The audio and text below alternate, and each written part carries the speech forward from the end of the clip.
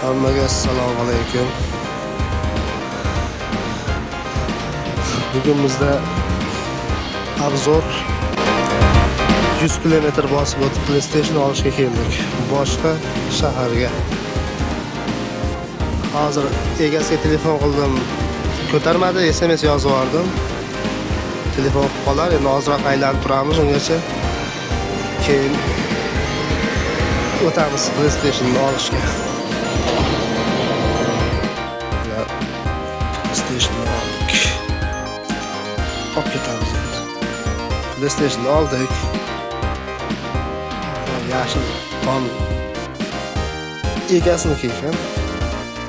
Ko'rdim 500 GB ekan. Slim lombasi yo'q, ishlashida umuman ovoz degan narsa yo'q. Ha, yaxshi, bir 15 minut GTA 5 o'ynab ko'rdim, yaxshi. Endi uyga borib ko'ramiz buni.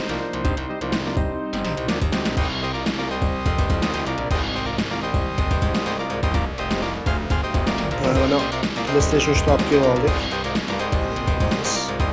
Shu Samarqand paketda berib yubordi. Biz mana shu PlayStation. Demek bunu avtofokus. Slash. Nima deydi? Bir silyaptim yani. Joyi yo'q. Zaryadli kabel bo'lagini. Питание kabel. HDMI. Xitoy joystiklar.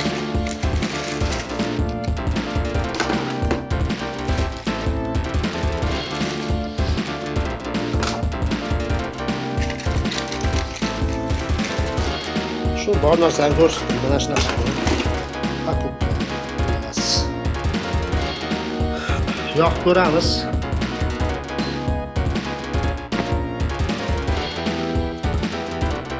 Yondi.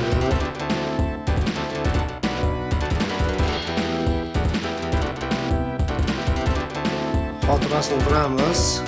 Sistema. Asoslamizda 218 GB bo'shlig'i bor, 265 GB. Ya'ni 500 tak.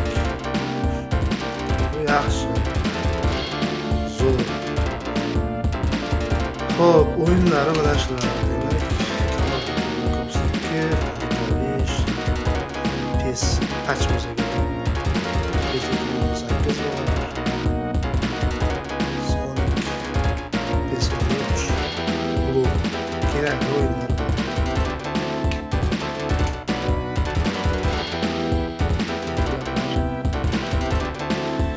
Video yoqqan bo'lsa like bosing, obuna bo'ling.